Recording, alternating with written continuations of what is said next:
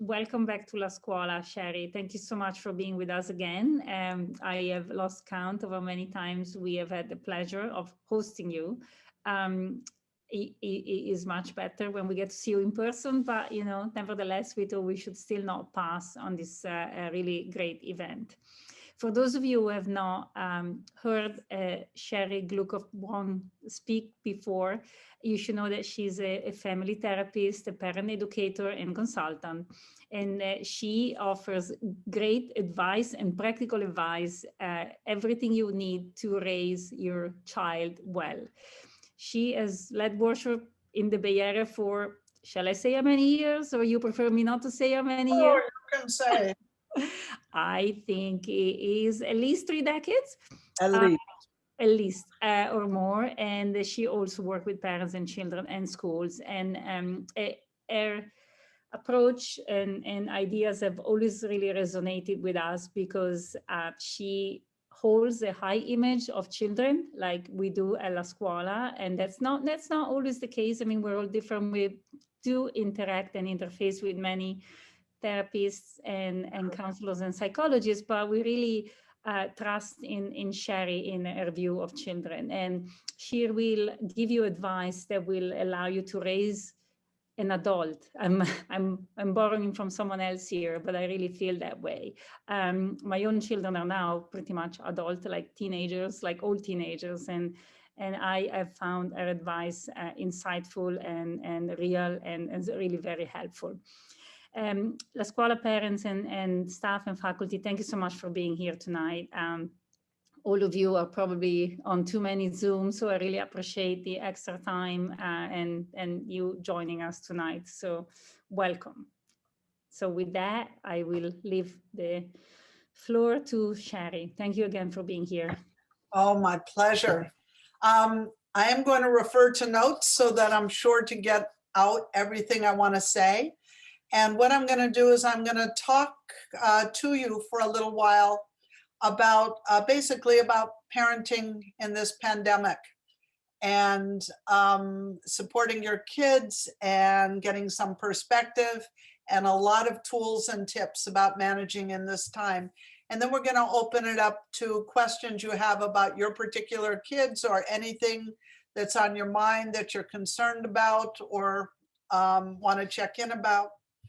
And I want to just start off by saying that hopefully you're all doing much better than you ever imagined you would do if you had known ahead of time what you were going to have to be dealing with this year. I'm finding that most parents and kids have been truly impressive about rising to the occasion. And that said, it has not been easy to have the whole constellation of your lives and the ecology, the careful ecology of your household so profoundly changed. And, never in our lifetimes has so much been asked of so many. We're all doing a lot to cope. And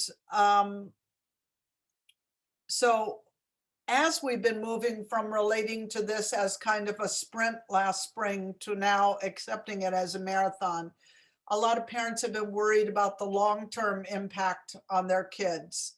They're also worried about the impact on themselves, but for right now, I'm going to focus on kids, but feel free to raise issues for yourself. You'll see why I'm inviting you to do that in a bit. The fact is, in spite of everything going on, the reality is that you parents have tremendous influence over how your kids manage and get through this time. Rather than thinking of that as, oh no, that puts so much pressure on me, think about it as that you really can support your kids in ways that absolutely count. And let me tell you a couple of those. One is that your kids take their cues from you. So you want to be sure that you tend to your own well-being so that they're taking cues from somebody who's feeling okay. If you're not feeling okay, talk about that tonight and let's see what we can do for your self-care so that when your kids take those cues, they're taking positive cues. The other thing you can do is keep an eye on the balance in their lives, because whatever has been the natural balance has been thrown in the last year. And a lot of that is out of your control, but there's a lot of it that's in your control. So just like needing a balance of foods in their diet, a balance of nutrition, your kids need some balance right now too in their lives in general. One thing I want to say about that is structure. There's been a lot of research out about how important structure is to kids, not just because when things are more automatic and routine, they're a little easier. You don't have to invent the wheel every day or have a power struggle over and over again, the same one once you get routines going. That's true.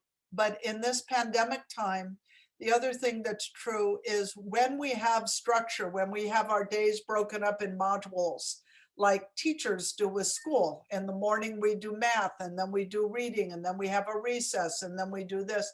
And you can kind of count on that routine. It's a calming thing.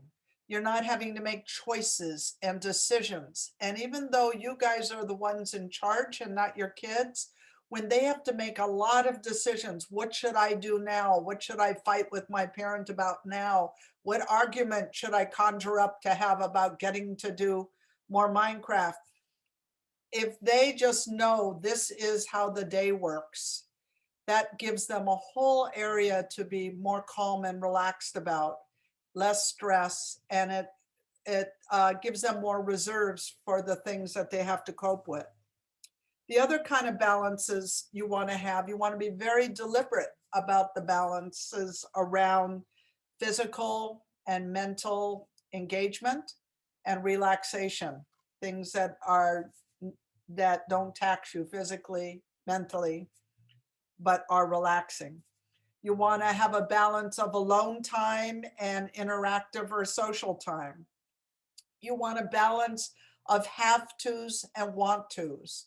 The want tos because they make life rich and fun, and the have tos because that's part of the developmental building blocks that your kids need as they go along the way. You want a balance of work, fun, contemplation, and don't be afraid of meanwhiles. A meanwhile is kind of like meanwhile while you're waiting for the bus, or meanwhile before dinner isn't quite ready yet. Like those meanwhiles are part of the fabric of our lives always, and kids have to cope with them.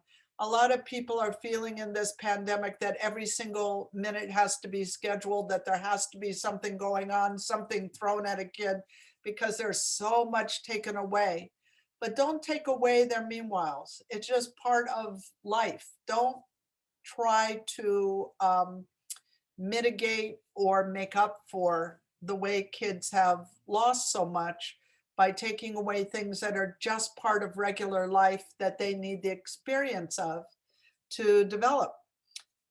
You want opportunities for leadership, following, and equal. This is stuff that kids get automatically in regular times on the schoolyard, running around, playing. I know that your kids are at school, but it's not the same, and things are structured a little more tightly. So you have to be sure that at home, your kids have a chance to know, hey, no, I'm in charge of this, and this is what I'm asking people to do. But no, you can have this time where you get to pick what game we play for as a family, or what activity we do. And to have times when you're peers and they get to practice things like reciprocity and taking turns. And most importantly, you want to be sure that in your household, because your household is now really where they spend most of their time, you want to be sure that your kids get to have their moments of feeling special and unique and seen, and also that they're just like everybody else. And those things remain important, and they're a little bit more on you to provide because they don't happen as organically in life these days. A couple of other things I want while we're looking at balances: fresh starts. We need to forgive each other for our irritable moments, for our missteps, for our overreactions, for our underreactions, and let the moment be a moment and then move on to the next moment. Don't let any one moment define who your kid has become or how you're doing. It's just a moment. And that will take a lot of the worry you might have away if you don't look at each interaction as a defining one.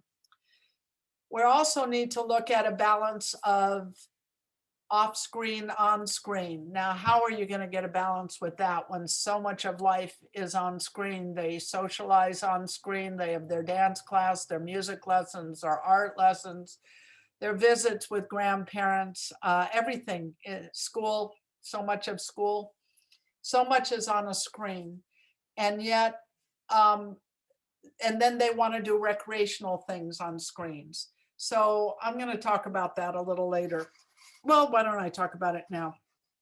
Um, the main thing I want to say about screens, and you can ask me questions about this if you want, but do not get into power struggles with your kid about screens. They want, more time to play these games or more time to do watch their YouTubes or watch other things. And you say, you've already had too much screen time, you can't be on screens, and you start to get in power struggles.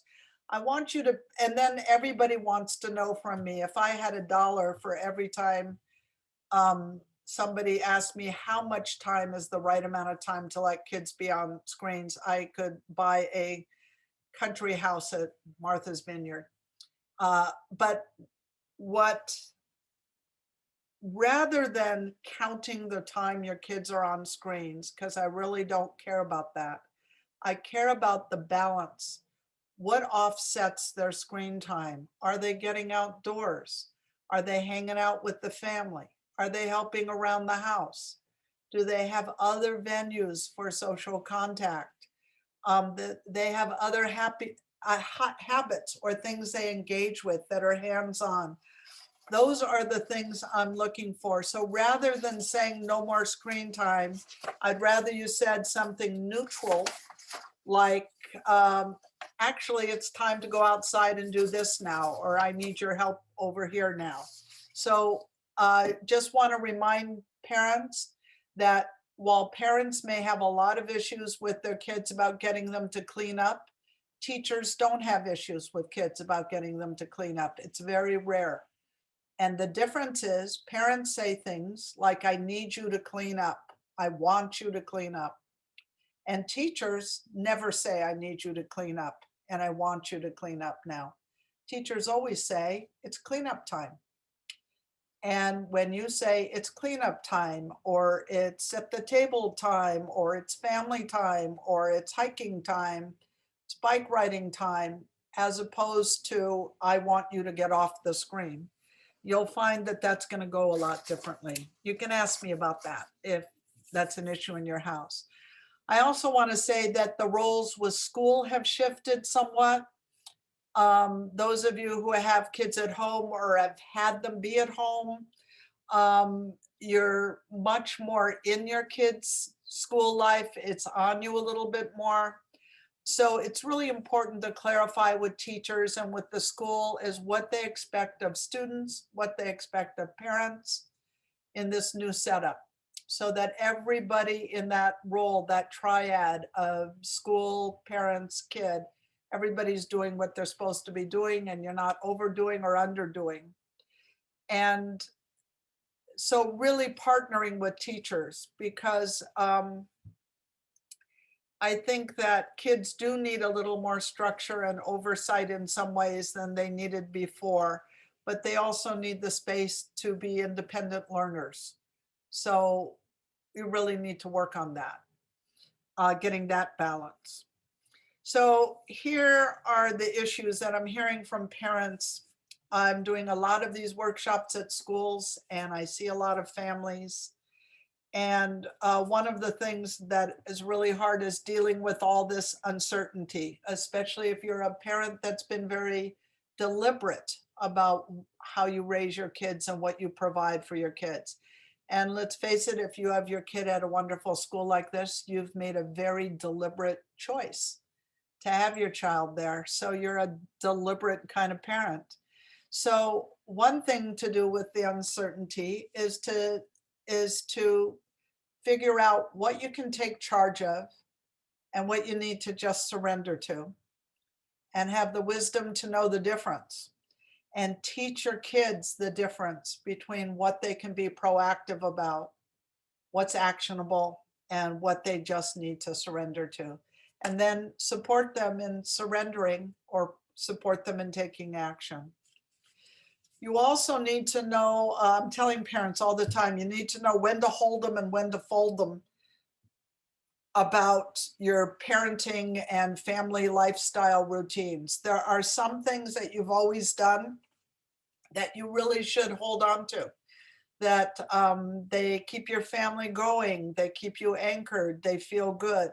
And there are some things you need to just let go of because it's just not possible right now.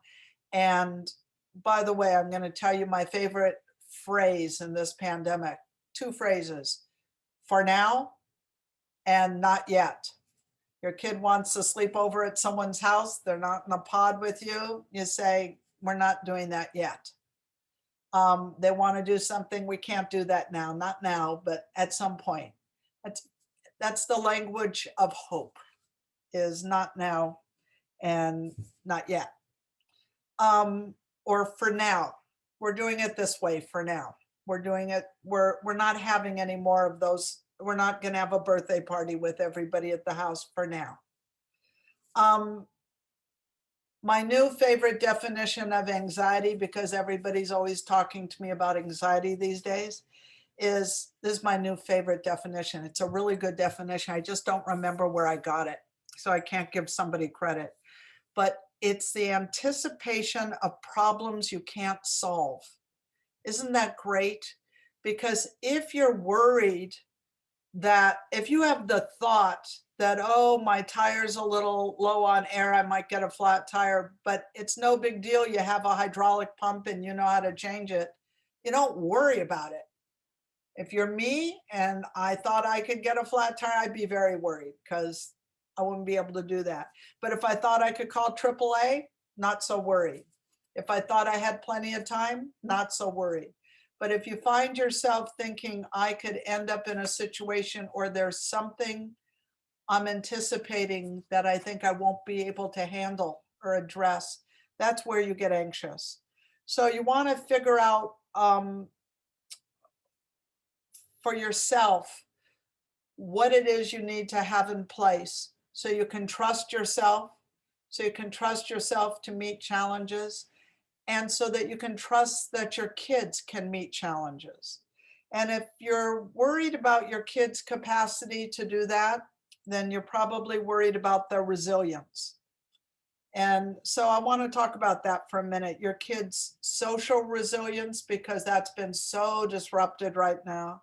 Their emotional resilience, because they are definitely touchier, more volatile, more irritable, like we all are. And that's true too.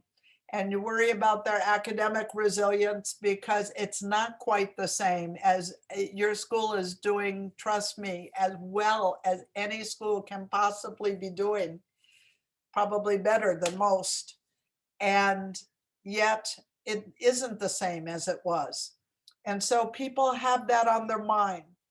And what I want to say about that is, instead of putting pressure to try to make the world be different in ways that you can't make it be, it's much better that you focus on your kids' resiliency so that they get that you have confidence in them, that all this is going to come back and fall back into place.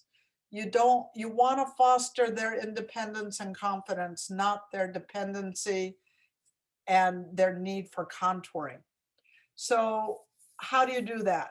One thing, you keep hard moments right-sized. You do that for you and for your kids. When something isn't going well, when your kid seems to be regressing in some way, you're having a moment. It just looks like this for now.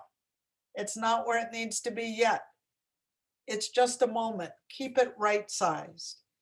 Be sure that your kids are having to exercise their disappointment muscle. You cannot make up for this pandemic with games and toys and entertainment. You have to let them be disappointed sometimes, just like always. You want to give your kids responsibilities around the house because contributing to that supports their sense of competence and it offsets the feelings of helplessness that we all have. And that confidence is what promotes the resilience. And by the way, all of us grown-ups, we need more help at home because we have so many people in the house all the time. There's more messes. We need more help. Ask the kids for help and teach them to make a difference in the household. Um, you you do want to forgive missteps and you want to be careful not to set off people's shame triggers by making them feel just so terrible about having had a misstep or having had a hard moment. The fresh starts help with that, but also in the first place to just say, I know you're having a hard time, but this tantrum's a little noisy for all of us. We need you to do that in your room. You also want to empower kids to make it right. If something goes off, be sure there's a chance to regroup and make it right. If they threw something and it broke, have them put it back together or put it all together in a box to clean up, make it right with whoever they need to make it right with.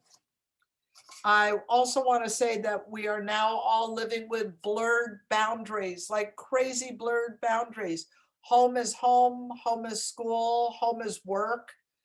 Home is where you have coffee or cocktails with friends. I mean, everything is all blurred. I was seeing a couple where this woman was saying, you know, I have my career, he has his career. We each go about our business in the workday usually, and we come back, we might talk about our work. Now we're all in each other's business. Like, well, why do you have to go to that meeting? Didn't you just have a meeting? Because I want him to cover the kids because I have something I have to do at my job. And he says, well, how important is it that you have to do that? Why'd you schedule that for that time? We were not in each other's business before, she said. And it's because of all those boundary blurs. And kids are having to know when you are available and when you're not. And that's calling for much clearer communication and much more communication, not handling it over and over again on the spot, but setting things up back to having a structure.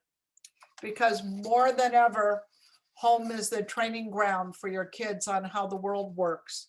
So how you set things up at home, you want to be sure that they reflect the way the world worked when it was regular and how it's going to work again when things open up so that they're ready to rejoin and not expecting a lot of contouring and are ready for the give and take, are ready for the boundaries. I also want to say that things like civility and compassion and consideration and cooperation,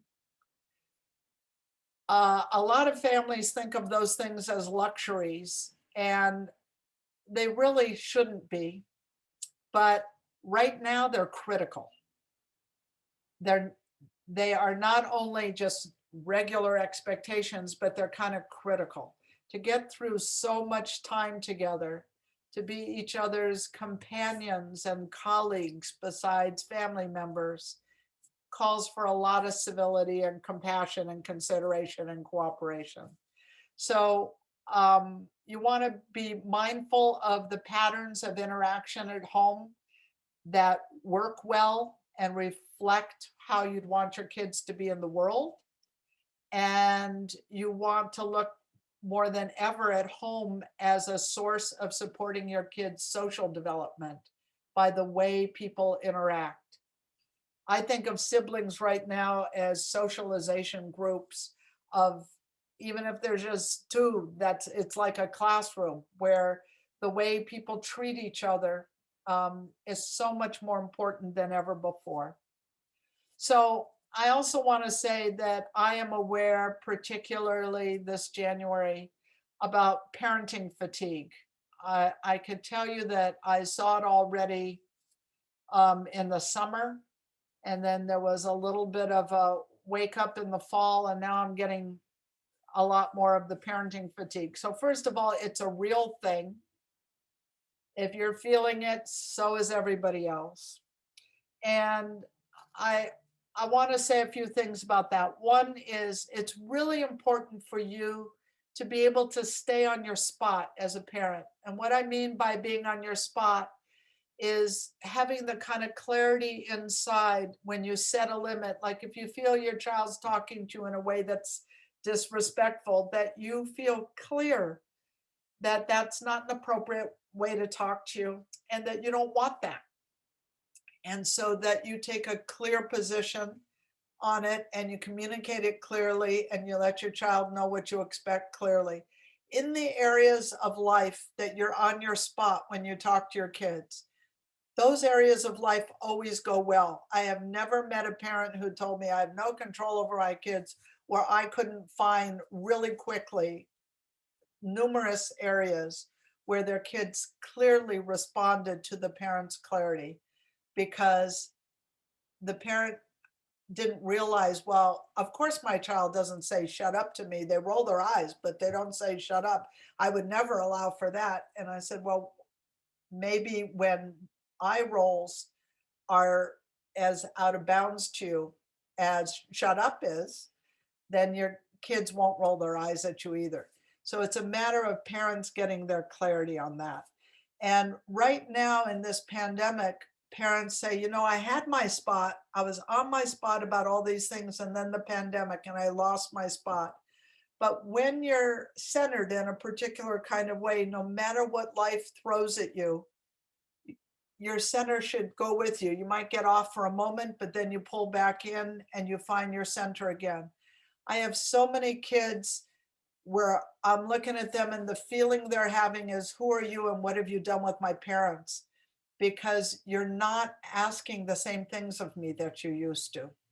And you don't have to make up for the things that your kids aren't getting to have. What they really want is you and messages from you that they're going to be okay and that you're okay. So start off with empathy for yourself and empathy for them and empathy for the inconsiderate neighbors or in-laws or people that you're having to deal with, because we're all in this together. And favorite motto, write this down: be curious, not furious. Be sure to check in with when somebody's behaving in a way that's driving you nuts. What might they be needing? What might be going on with them? What might be happening behind that behavior? This goes for marriages too. So see if you can find their needs, their intentions, and don't assume anything, because all bets are kind of off these days. We can't really assume things we used to assume. And also, our bandwidth for everyone is limited. So you need to parent efficiently. You don't want to waste a lot of your parenting energy. How do you do that? You mean what you say, and you say what you mean. Either let it go or take it on, but stay out of that nag zone that's between taking it on and letting it go. You're better off just letting things go that bother you until you're ready to take it on than putting a lot of energy into talking to the back of people's heads that aren't listening to you. Also, what I said before about it's cleanup time, keeping things neutral. When your kids say, why do I have to do this now? Say, because that's how it works. It's Tuesday. This is what we do on Tuesdays. But you said we could do this, and then you said we couldn't. I know, I got a call from work and I do have to do something different now. I'm really sorry about it, but that's the way it works when you have a job. Sometimes that happens, and they get to exercise their disappointment muscle. Use results that make sense instead of punishment. Another way I can get that house in Martha's Vineyard is getting $1 for every time a parent says, what should the consequence be if my kid does this or if my kid does that? The consequence should be that you have a conversation with them and find ways to make it right, what they've done, to help them understand what happened, what the problem was with it, what impact it had, to hopefully elicit from them some caring that they had that impact and a chance to make it right. Results that make sense to the kid. You spilled that, so you need to clean it up because the person that spills it cleans it up, not because that's your punishment. You have to now clean it up. That never helps or supports kids or brings about anything but resentment. Results that make sense to them help them grow and make changes. You want to also think about your purpose of the moment. In a given moment, if everybody's grumpy and the room's a mess and somebody wants something to eat and it's past everybody's bedtime, pick one thing you're going to focus on and say, right now, we're just getting into bed. Or right now, I'm just trying to get dinner on the table. Or right now, I don't need to make big decisions. I just want to get in a calmer place with my child or my family right now. Figure out your purpose of the moment and just address that one thing at a time.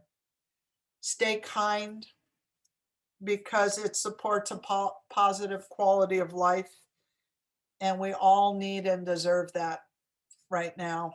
We really do. And the other thing I want to say to you, finally, is that your kids are going to be okay.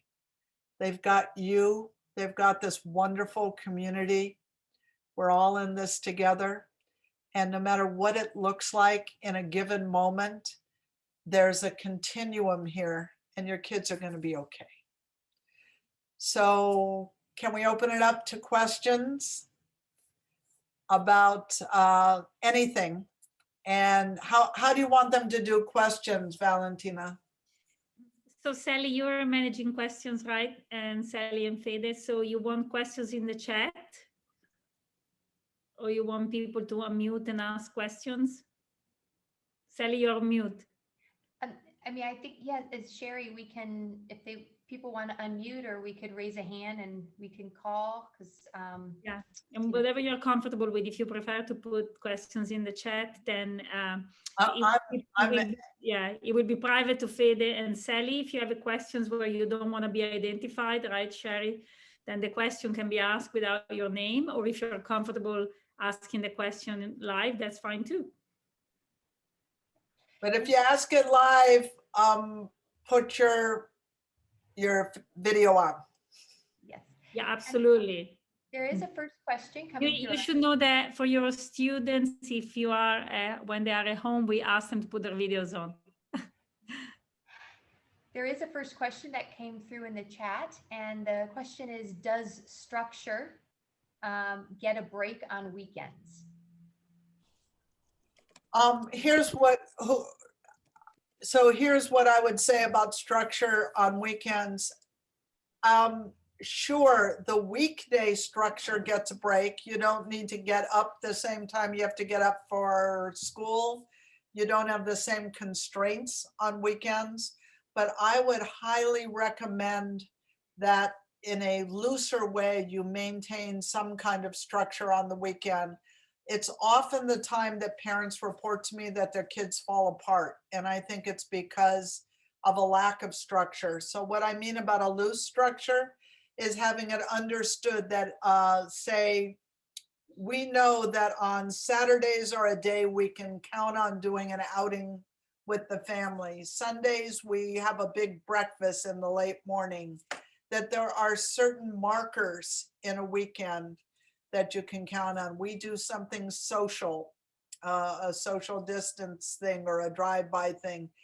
just so that there are things that mark the weekends to look forward to and to separate morning from afternoon from evening. And I would keep bedtime routines on weekends. Thank you. Even if you're adjusting the time. All right. No questions yet in the chat. So either unmuting or sending them our way.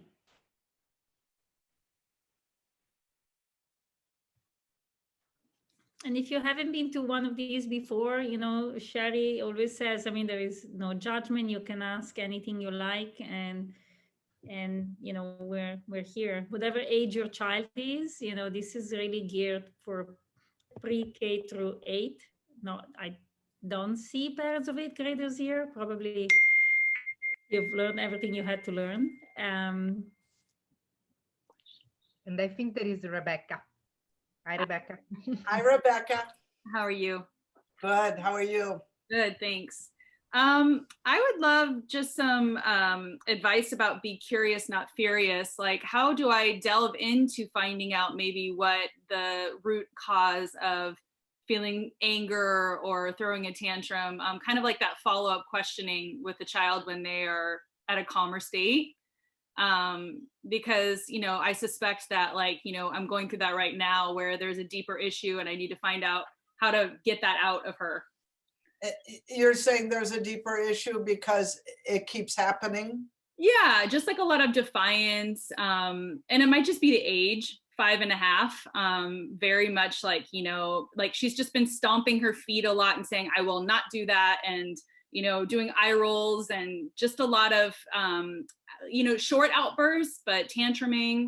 I suspect also that I probably could be better about adding structure back into my life. I feel like it kind of fell apart maybe with all of this, and I haven't set the clearest expectations about what's happening next. Yeah.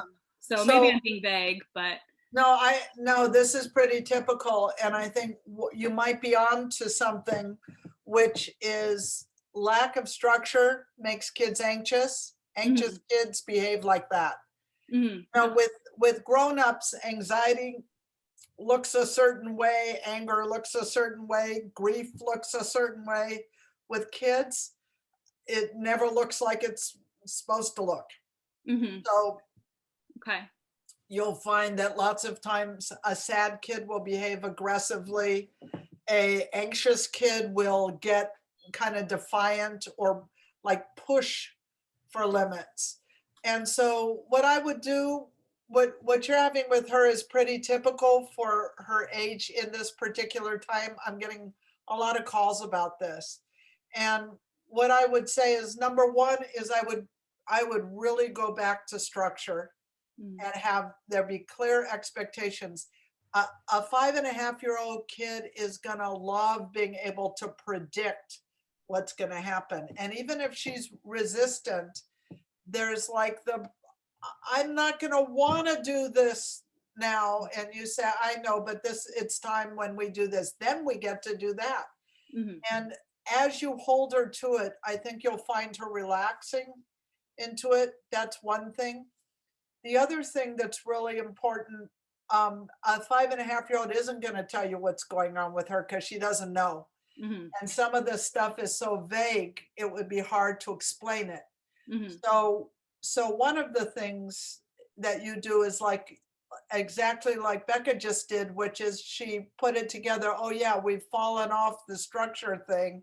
My kid is getting more defiant, falling apart a little more. Maybe those two are connected. So that's where your curiosity might have to be your own investigation. But the other thing is, when I say curious versus furious, what I mean by that is when your kid is doing that, I know that every instinct in you is stop kicking me, or don't throw that, or stop crying, or just pick it up. It's not a big deal. But if instead you say, oh, sweetie, you seem to be having a tough time right now. Here, let me help you put those things away. If you kind of lean in with some warmth but then also firm and kind, and keep the structure, but keep the empathy going. I think you'll find after about a week of that, it should turn around. Thank you. Sure. The same thing is true, by the way, for a budding teenager. The same exact thing, being able to lean into, hey, did you have a hard day? Or it seems like this isn't fun. Come here, let's, have some popcorn. And that child might be able to talk to you about, you could even ask, what's been the best part of your week? What's been the hardest part? You would be surprised how many kids that are older, I would say from about 4th grade on, are having social issues. Like I'm thinking, where are you getting so much social to have so much social issues? And there's so little of it that it would seem like it would be precious, but there actually means that every little thing that happens is a bigger deal. So let your kids talk about their friendship and their life beyond you when they can. Sheri, there are a couple questions in the chat. I can start with one. Now they're coming in. This is wonderful. That question, best strategies for helping a child at 7 years old feel ready to rejoin school and out of school activities, especially after one parent has been very vocal about the danger of COVID to the child. Yeah, this is a really hard situation. I mean, it's really hard to even talk about being on your spot. It's hard to find a spot about COVID hygiene and safety because there's so little that we know. We have to talk about surrender, like we're surrendering to people advising us. And it's really hard in a family when the parents feel different ways from each other. And I think what's important to do is for the parents to have a conversation and say, look, we might disagree or we might each have our feelings, but whatever position we're going to put our kid in, that child needs to hear from both parents that we feel that they are safe. Most parents are a little less concerned with something happening to their kids since there isn't too much kid involvement with COVID, some, but not a lot, and worried about what's going to happen to them or their grandparents or whatever. And to get it settled among you as grown-ups and then have a message to give to the kid about it, which is, we do need to be careful and we trust that you're going to be safe. It's hard to send a kid somewhere where you don't feel safe. I feel this way when parents are critical of, say, the administration or the teacher at a school and send their kid to that school with the message of, I'm putting you in the hands of people I don't trust. And I get worried about that because parents are the anchor for the kids. So the first thing you want to do is get as clear as you can get about your decision.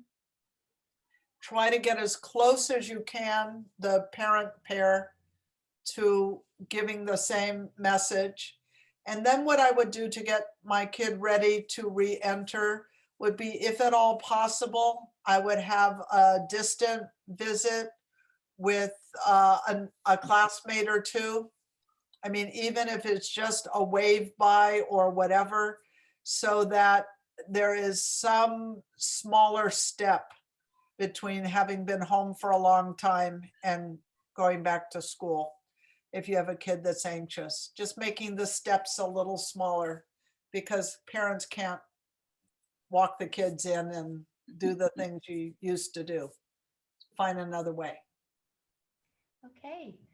Another question through the chat is, how can you help your child find confidence in their thoughts and opinions? Or how can one help their child? The most important way to help a kid feel confidence in what they have to say is by being really interested in what they have to say, by listening, by letting them know, I hear you, understand what you're saying. I respect it. It's important. I'm curious about it. You've made a contribution. Those are the kinds of ways that happens a lot at schools. Like teachers are really great generally at helping a kid feel that what they have to say is important and valuable and a contribution. And I think more than ever, I think that has to happen now in households too.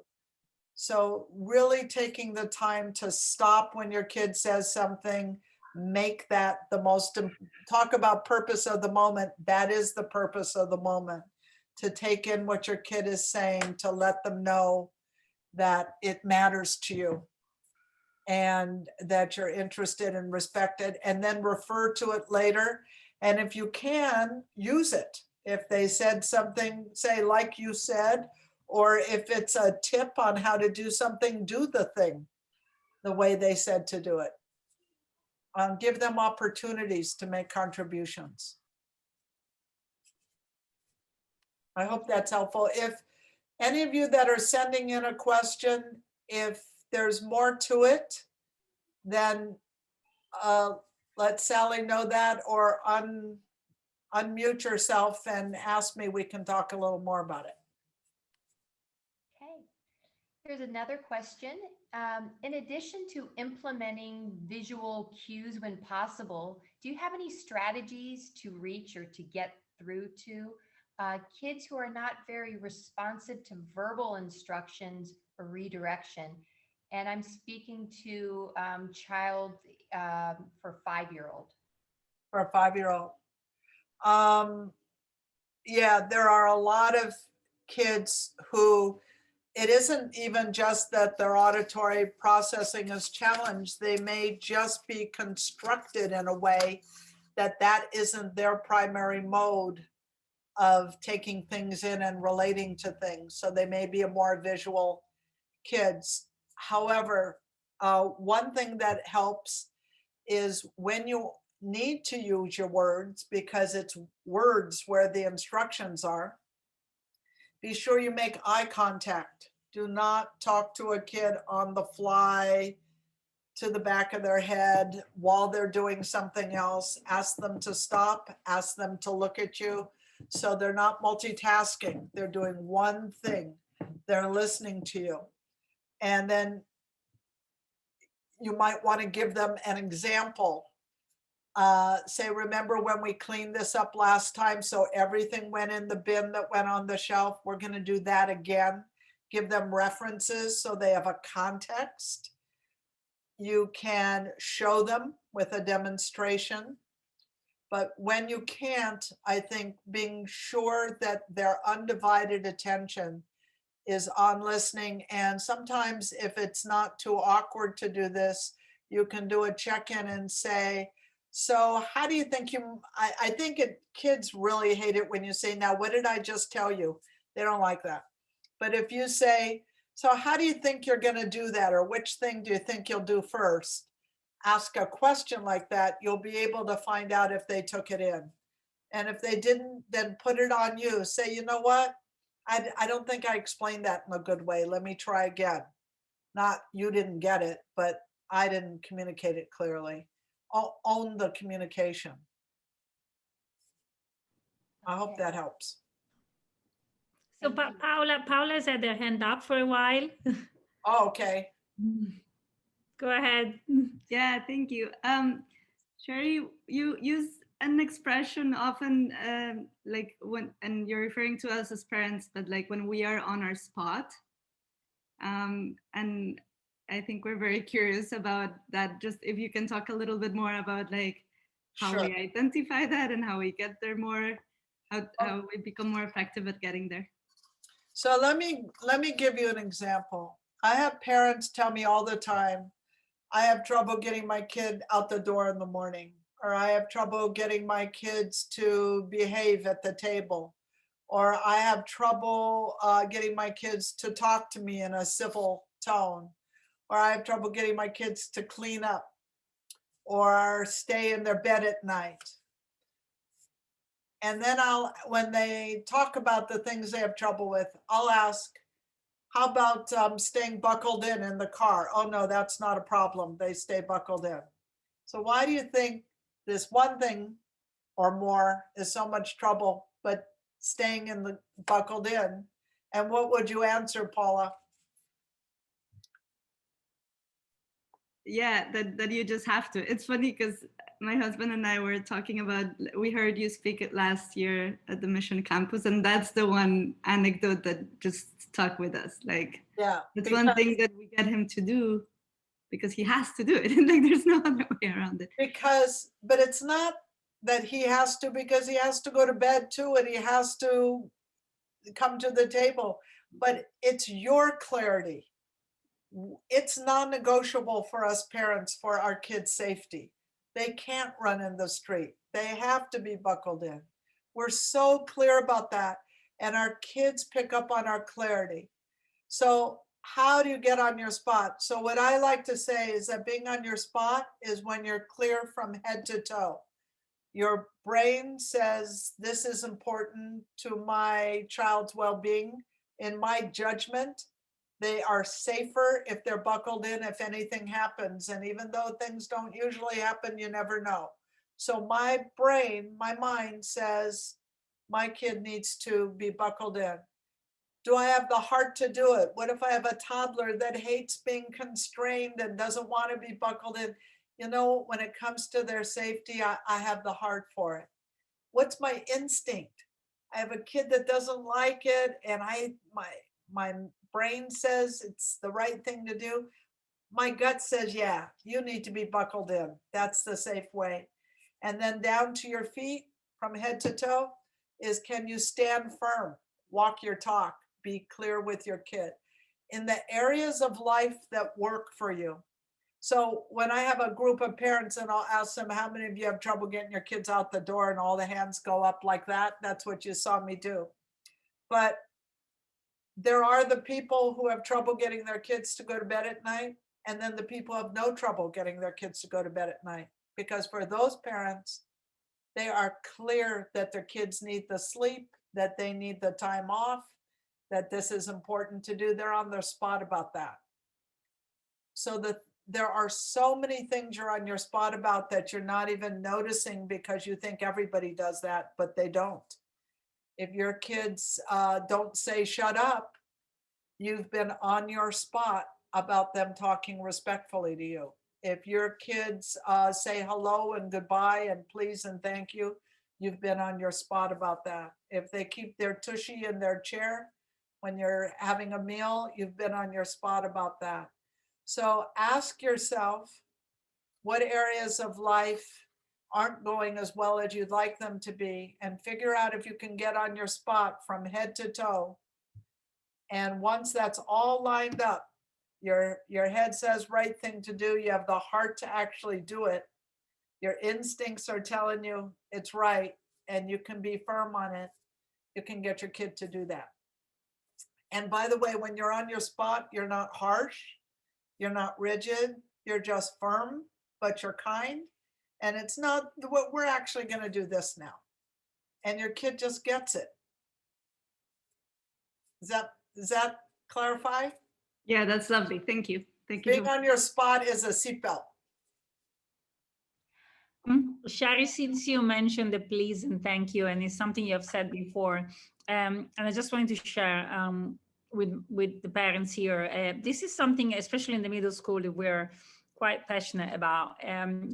Eye contact, being polite with one another, greeting people, and it really starts early. And it may seem like a small thing, but we actually get this feedback from high schools. They really still value that. I mean, having children that are able to greet people when they see them. I mean, we get a lot of feedback on, La Scuola students being, curious and able to articulate their questions and participate even when they go to high schools on Zoom events. But as a parent as well, that please and thank you, and not now in COVID times, but shaking hands, make eye contact is very important. And I know we all get tired as parents of saying it over and over and over again, but I really think it does pay off big time.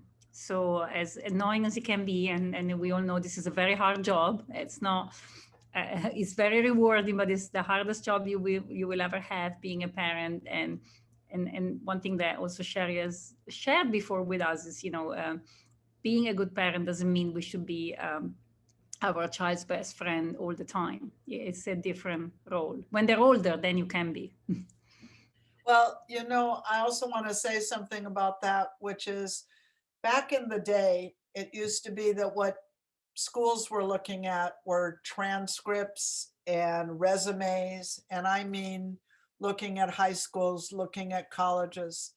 And these days, as important is how a child handles themselves in an interview, that they have some poise, that they look someone in the eye, that they have manners, that they're attentive to what they want to say, but also to their audience. And those are basically social skills. And those, how your kids are treating you at home, sets the tone for how automatic those social skills are. So you could say, well, my kid's rude to me, but really nice to everybody else, because they make the effort to do that out there. But if at home, that please that's automatic, that will just happen without thinking, even when they're anxious, even when they're on the spot, even when they're uncertain. They'll just say please and thank you, because that's just their habit. It's your way. So this piece that Valet's talking about is important, not just because it feels good and it makes them a good member of a community, but it also contributes in a big way to their success. And actually, graduate schools these days more and more are interviewing students in groups, because they want to see how they are a member of a cohort. How do they interact? Are they supportive? So setting the tone for all of that, that's where the leader, follower, equal comes in at home. I want to support you to support your kids to be good cohort members. All right, Sheri, about 4 to 5 questions came in over the chat in these last 10 minutes. Okay. I can move through some. One is a question. It asks, will my own anxiety make my child anxious? Yes. How old is the child? Possible, I'm thinking, I think 7 or 8, in the elementary age. So chances are, yes. Chances are, with most young kids, we parents have little to no privacy. They tune in, they can tell if we're annoyed, they can tell if we're anxious, they can tell if we're sad. Often kids can tell a parent is going to get angry before the parent's aware that they're angry. So if you're anxious, it is true that your kid can pick up on it. So what to do? I think what you need to do is be honest and say that sometimes you get worried or sometimes you get uneasy because this is a hard time. You lean into it, but assure them, but you're going to be okay, that you're okay and they're okay, that you just get that way when things are hard. And let them ask you questions about it. Let them wonder about it. Let them tell you, but you were crying and I don't like when you cry. And you say, oh, I'm so sorry. I'm going to do my best to do that in privacy when I feel like it. But you know what? Sometimes after I cry, I feel better. So it's not a bad thing. So reassure them about what's so, but don't try to deny what's so. Thank you. Oh, we have a fire truck at Bell. Here's another question coming in from a bit ago. If a child cannot see others in person right now due to family medical, and they're really asking to see people when they see them on Zoom, what's the best way to handle the communication or alternative activities at age 3? Oh my God, this is just the hardest thing. And 3 and 4, it's such a tough time because they're old enough to see that something they want and remember happening isn't able to happen, but not quite old enough to really understand it. And most 3-year-olds and 4-year-olds know coronavirus. They use the word coronavirus. It's very cute. But they don't exactly put it together, understand. So that's really where you say, we can't do that now, not yet. We can't be with that person yet. We can only be this way. I'm finding that different kinds of things are working. Some of the distance visits that they're now getting ready to open us up to do more again. Some kids are okay with that. Some kids actually are not. It's too frustrating and difficult for young kids. And they do better to just be able to lay eyes on the person, like we drop something off to you and say hello and then leave. And they do better with that short visit. You have to experiment with what works for the child. And again, the kids are taking the cues from you, parents. So when you've surrendered to this is what we're doing right now, then it's really just for them a disappointment.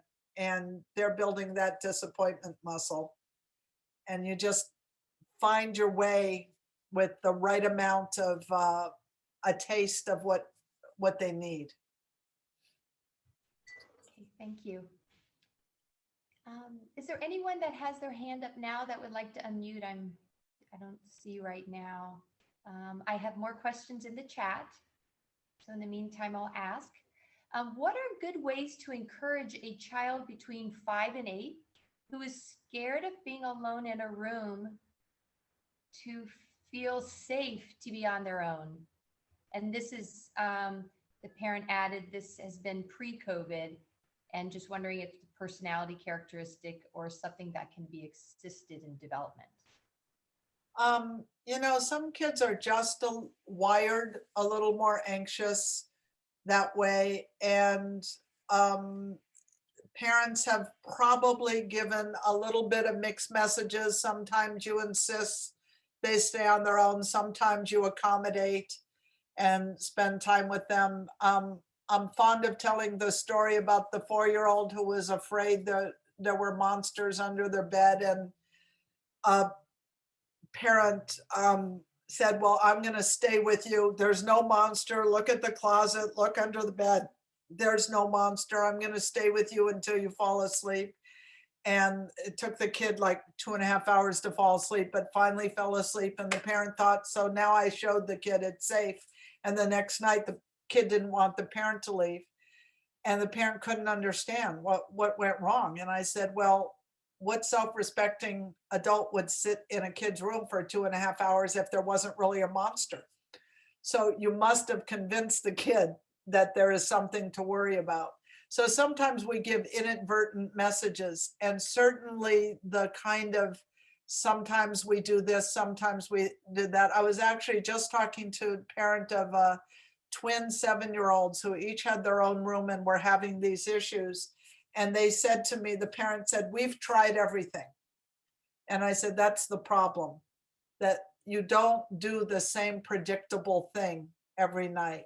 So what I would do is lean into the fact that the child's anxious, that this is hard, but tell them how that this is hard for kids sometimes, but it's a thing that they can learn to do, and that you have confidence in them, and have a very clear routine that you decide on, that you do every night the same exact way, that your kid has some resources if they get scared besides calling you or coming to you. They have a basket of something book they could look at, a light next to them they can turn on. But if you can just get them to stay in bed, even if they can't sleep, even if they're just resting, and gradually move toward that by sticking with whatever you decide to do consistently, that usually helps. Thank you. There are three more in the chat. Here's one. Sheri, do you have any advice to help a 7-year-old boy who is a perfectionist and gets upset when he can't do something well right away? Any advice for pushing a growth mindset? Okay, so first of all, I would be hesitant to use the word perfectionist just because we don't know that that's what that is. We have a kid, 7-year-olds, Eric Erickson, who is one of my favorite child development people, talked about this stage of development a 7-year-old is at as being industry versus inferiority. And I love this description of 7-year-olds because if you wanted to identify what kid is 7, you would know by whatever you tell them, they say, I know that, I know that, I already know that. If you're playing with them, they have to be the teacher. They have to be the one showing you. That's what a 7-year-old. Some of you have 5 and 6-year-olds that are already 7 that way. And some of you have kids that haven't outgrown that. And some of you are married to people who haven't outgrown that. But nonetheless, this is a kid who feels less than if right away they're not sure and they can't do it. And what I would do is I wouldn't be critical or worried about that kid. And the reason I say not to label them as a perfectionist is because that brings a lot of other things with it a lot of the time. And this kid may just be developmentally, even if they've been this way a long time, just worrying, have a quick shame trigger. If I don't do this, then I'm not good enough. And to just say, can you show me how somebody learns this? And have your child teach you how to learn. So now that I'm getting the siren, so having the child teach you how to learn will teach them that process, letting the child teach you, show you things so they can have that they already know and you don't yet know, so they can be on the other side of the not knowing. They're the knower and you're the not knower, and then turn around, or maybe even have a game. You teach me something I don't know yet. I'll teach you something you don't know yet. And have a little more practice with that. And to also teach your kid the word not yet. I can't do this, not yet. You're about to. Everybody has to learn it in steps. This has steps. This is how this works. You're doing it the right way. The right way is we first make these mistakes, and that's how we figure out where the piece goes. So reframing so that your kid can feel like they are getting it when they're worried that they're not. Okay, thank you. There are a couple more. One is, how can I set, this is for a 5-year-old, 5.5-year-old, how can I set clear expectations and consequences around behaviors like continuing to get out of her chair at dinner, not responding to questions from her grandparents when they call, and or running around the room instead of giving respect on a video call, playing too rough with her younger sibling? What I would say is to pick one thing at a time that you're really clear about and on your spot about, and work on that thing for that week. Say, this is the week where we're going to practice staying in your chair at a meal. And when you get off your chair, then the meal's over, and that's okay, but then the meal's over. And then they want to come back and say, that's the end of that meal. We stay in our chair. You know, the other thing I often ask parents to do is check in with teachers and find out when the kid is at school. And if your child for some reason isn't at school now, talk to a teacher who had them when they were, and ask, did you have these issues there? Because often you'll find that it doesn't happen at school and it does happen at home. And then, you know, it has to do with the clarity you being on your spot. Teachers are on their spot partly out of experience, but partly out of necessity. There's so many kids. You have to be that clear or they're going to overrun you. At home, there's a ratio that's a little easier. And so we're not as clear with our kids, but pick one thing at a time, be really clear about it. I do want to say this thing about grandparents and FaceTime and all of that. It's not everybody's cup of tea. I would ask the child just to come say hello and wave and give them the space to not do that.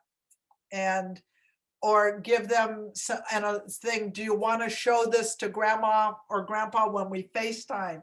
Why don't you show them that picture? Let's draw a picture to show them. Then you just need to raise the picture. Find some way where they can make a connection that's satisfying for both of them, but not where that feels burdensome. It's so funny. We're either worried that our kids are on the screen too much or not enough, huh? Thank you, Sheri. Here's a question.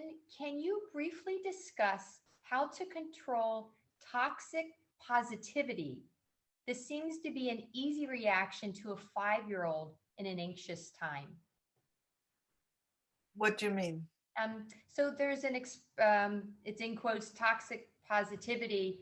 And I don't know, Federica, if you want to help define it, Yeah, it's kind of like an expression to say that, everything is going well, but actually it's not going really well.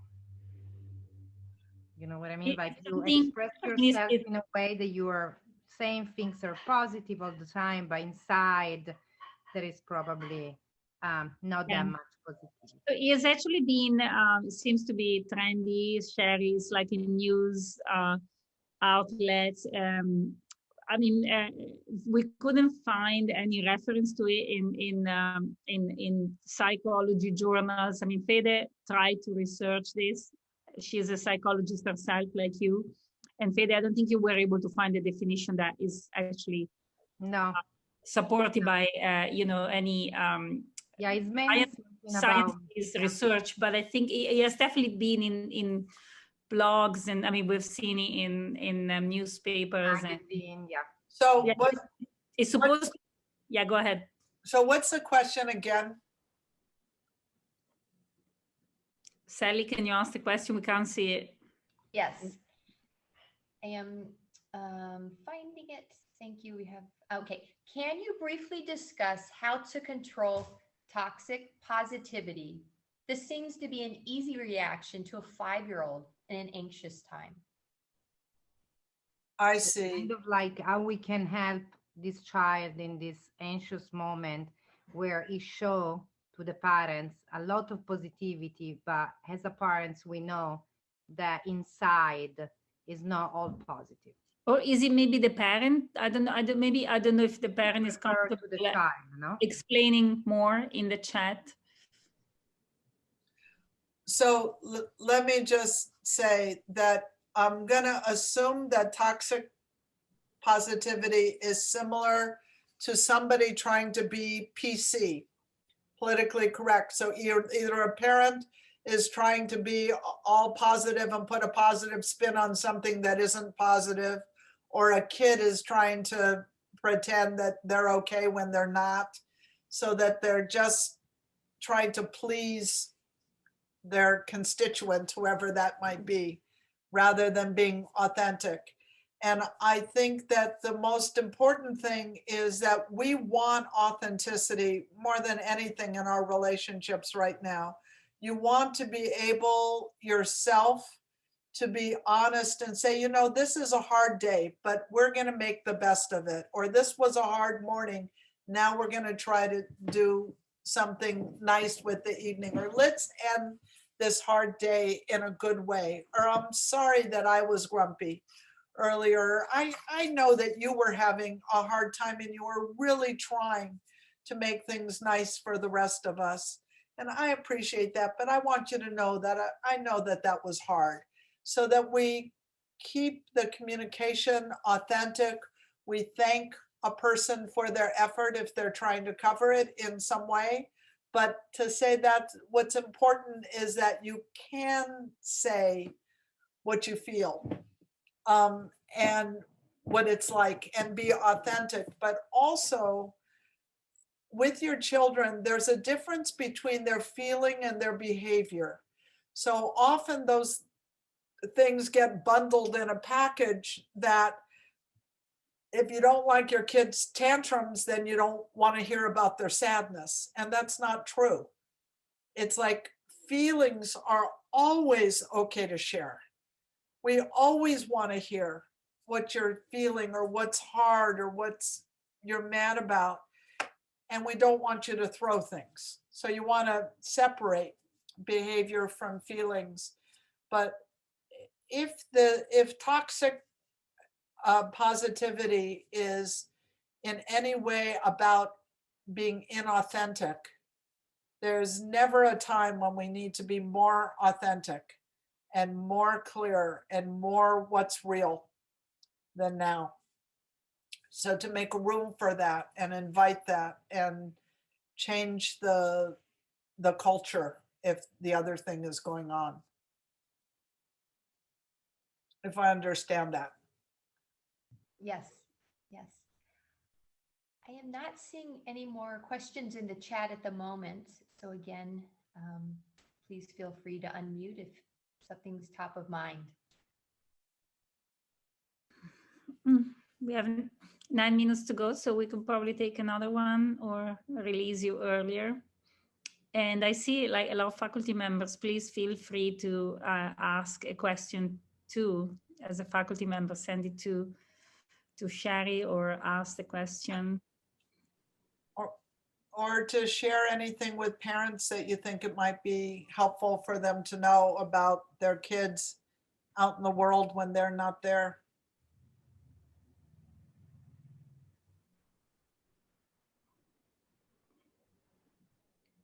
Well, I can use some of this time to express my immense gratitude to my faculty. Some of you in the preschool have been there since the beginning of August and in the summer as well. And sharing, you know, I think we have shared with you, we were one of the first schools to open. So I think you have my gratitude as a member of the leadership team and as a mother, even though my children are not at the school now, you really have played such an important role for them. And so just wanted to say in front of the parent community as well, how grateful and proud we all are. I mean, I think teachers right now are everybody's heroes, whether you're teaching on campus or you're teaching remotely. Either of those situations have been so fraught with challenges, and that you have been able to pivot, to show up for these kids, to put your own needs aside and be there for them, to help. I mean, parents who are often challenging for teachers because they were trained in early childhood or childhood development and not parent development. And now you've got a lot of parents who are especially anxious, that especially need to check in, need support about their kids, and you're just there for everyone. And it's awesome. You guys are just, you are totally my heroes.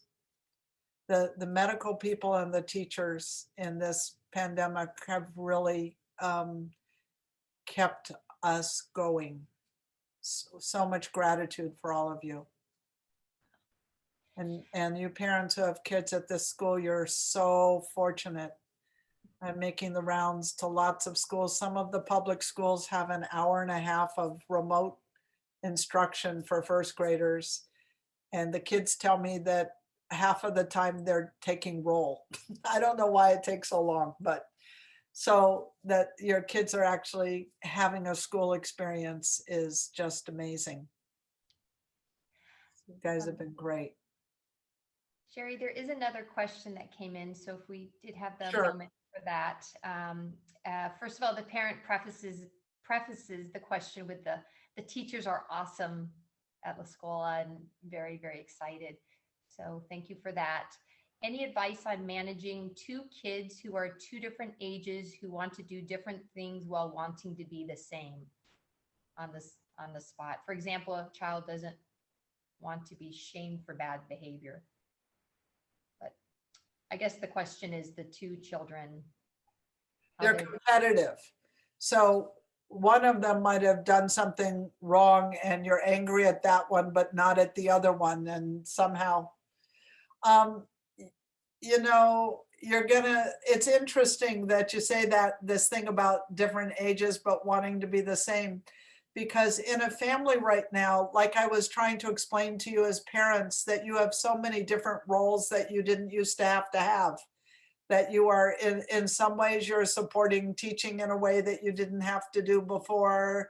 In some ways, your kids' peers, you're providing companionship. So in the same way, siblings are filling more than one role. They are, for kids that are doing remote learning, they're out in the world, they are their peers, their only peers. And they are their friends, and they are their siblings. So all of those roles contribute to this kind of wanting to be the same and competitive. And the one thing I could say is probably at the bottom of all of that, the heart of the matter is your kids trying to figure out what's fair. Is it fair to be mad at one and not the other? Are you less than? And to be able to say to a kid, right now, this child is getting this because this child needs it. At another time, you'll get this because you'll need it. Fair and equal are not the same thing. The fair thing is that when somebody needs something, they get it. The fair thing is that sooner or later, you get your turn too. That's what's fair. If I'm mad at one person, I don't have to also be mad at the other. I promise you, you'll get your turn with me being mad at you. That will happen too. But the other part is be careful, because I might be reading between the lines, but you also don't want, if your kids have a dynamic with each other, to have one be the villain and one be the victim. They're just having a dynamic. So it's either you guys are getting along right now, or you guys don't seem to be getting along right now. And it doesn't matter whose fault it is. So they might need some time apart. But try not to figure out who done it.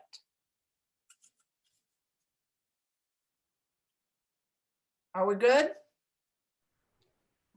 Yes. Yeah, Sheri? I think.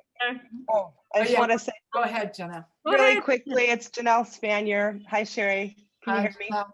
I have my earpiece on. I Yeah. just wanted to thank you for everything that you've shared tonight. And I especially I wrote down and highlighted, I love the idea of fresh starts. And I know you really validated what I'm a parent and a teacher, that all we've been through. And I love that you said fresh starts. It's such a good reminder that we have that when we have missteps or we overreact, and the importance of being kind to one another even more now. So I just thank you for all your words of wisdom. And last year it was great to be in person, and I look forward to next year being all together. I look forward to being on your campus next year so much, and seeing you all in person and celebrating life getting back on track. So it's great to see you. It's great. Thank you so much, Sheri, for being with us and your words of wisdom. And thank you, parents, and thank you, La Scuola faculty, for being here this late in the evening. And be kind to yourself, be kind to each other. I'm going to remember this one, Sheri. Be curious, not furious. This we should all say that several times a day. Buona serata a tutti. Ciao, Bye-bye. e grazie.